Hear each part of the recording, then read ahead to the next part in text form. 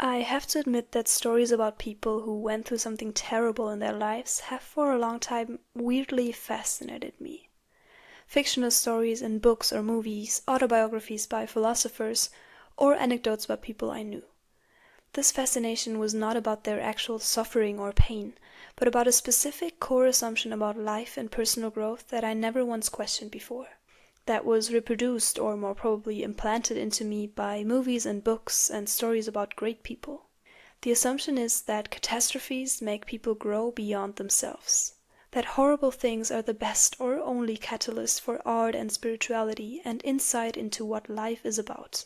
And I imagine this as a passive process. Something happens to a person, and the pain they go through because of it makes them creative or wise in a way they otherwise wouldn't have been. You can see this in fiction, where characters that have the most depth to their personality have to have a traumatizing past. You can see this in the way people narrate the stories of their own lives in retrospect, sometimes even saying that looking back, a painful time period helped them to be a happier person now. You can also see it in the compulsive need of humankind to turn everything into something good, to alleviate situations by forcing ourselves to learn something out of them. Or worse, assuming that we automatically, passively learn something whenever we face pain in our lives. There are three big aspects I want to discuss here: art, survivorship bias, and passivity. And I know that this can at first glance sound really pessimistic, but I really hope that you take the time to understand my true intention by the end of the video, which is decreasing stress caused by certain expectations and also moving away from romanticization. First, art. Here we have the trope of the romanticized suffering artist, an often paradoxical figure in between poverty but with the education and cultural capital of an elite. It is not someone that creates art in spite of their mental or physical pain, someone that we honor because they turn to art as a way of processing their trauma, at least not in the majority of cases, or not solely in this way. Instead, we imagine that their very reason and motivation for expressing themselves artistically is their trauma. Their trauma is their muse. It helps them, guides them, makes their art more deep-reaching and meaningful. Where could this idea come from? First of all, art is often created in solitude, in calmness and tranquility. We often only grant ourselves this peace and quiet when we are going through something and finally allow the need for some alone time to come up.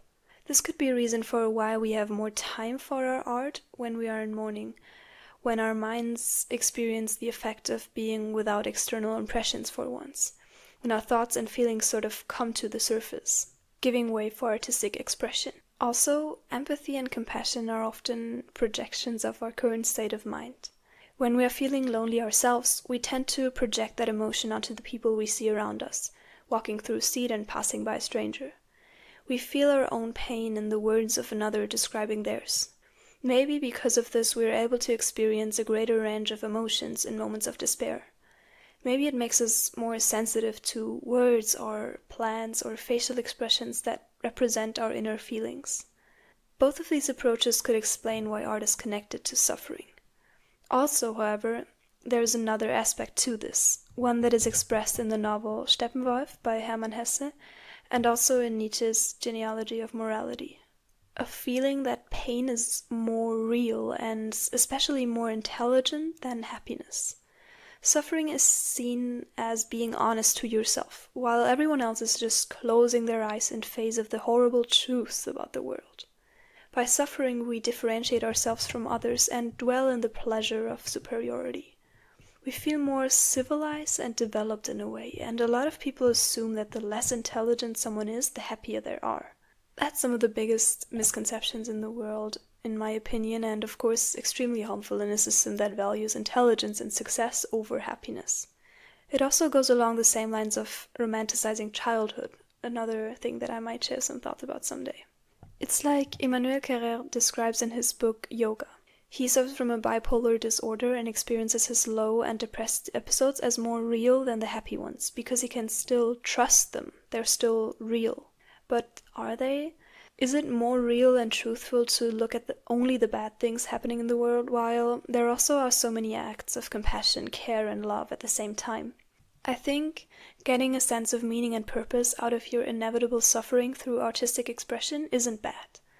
Feeling superior to others because of it, or thinking that you require pain to be able to create art, might be. And seeing your pain as part of yourself because of your intelligence is extremely harmful and pushes you away from seeking out happiness.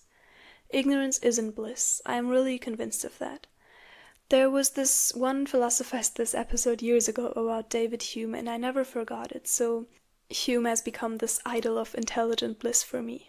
Just as a recommendation if you're interested in fighting this assumption, which I'm sure a lot of us have internalized.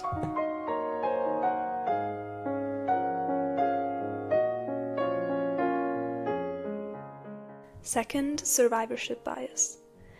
This is what I needed to realize to be able to understand where my idea about tragedies creating growth came from.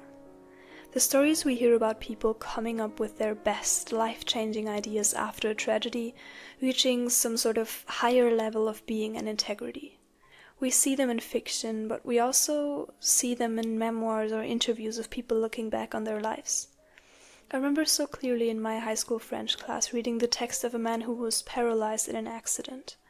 He was saying how he now sees life in a different way, learned to live in the moment, and that even though he would of course hope the accident never happened, he would still like to keep the mindset he acquired because of it. This sounded so inspiring to me back then, so spiritual, as if he had acquired a different mode of living that I should aspire to learn. I now know that this man was a very strong and special person that I still admire, but now don't take as representative for a bigger group of people anymore. We love stories like that, even if not specifically this case, but any story where someone overcame hardship and somehow ended up with an even better mindset than before.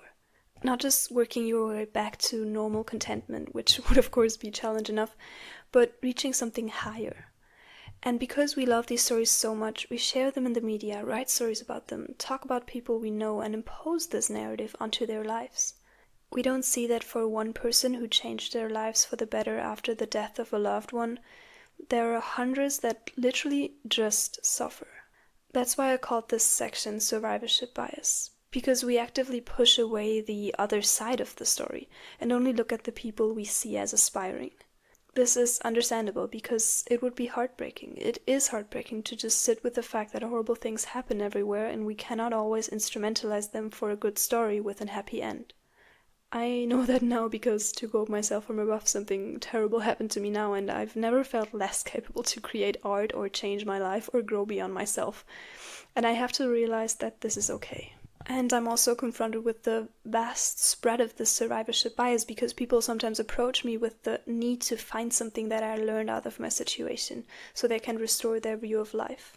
Again, if someone succeeds to look at their life that way or actually turn their situation to something positive, that is wonderful. But firstly, it's okay if you don't have the energy for that, because secondly, this is an active process.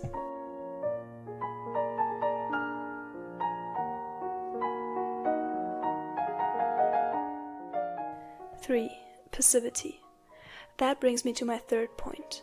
The structural flaw I want to criticize is that we expect these positive changes to arise necessarily and automatically.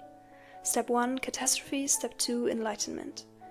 The creative ideas and approaches to life sort of fly to us after we go through pain, as if the universe was restoring its justice somehow. When in reality, as I said before, it is possible and okay if you experience something that is just painful to you, not an opportunity for learning, not a tool for growth. It is very unlike me to go in the seemingly pessimistic direction, but I hope you can detect the real intention underneath, coming from a place of care. Firstly, for the people that actually managed to take something positive away, because this is their merit, something they managed in spite of everything, and not a passive process that happened to them. And secondly, for the people that feel unable to do so, to realize that these hero stories are not, as they might seem, the norm. And that, in a way, it can be more truthful and more healing, maybe, to not impose a positive meaning or goal onto the crisis, at least for the time being. And especially, most importantly, not romanticizing tragedies, deaths, or mental or physical health issues.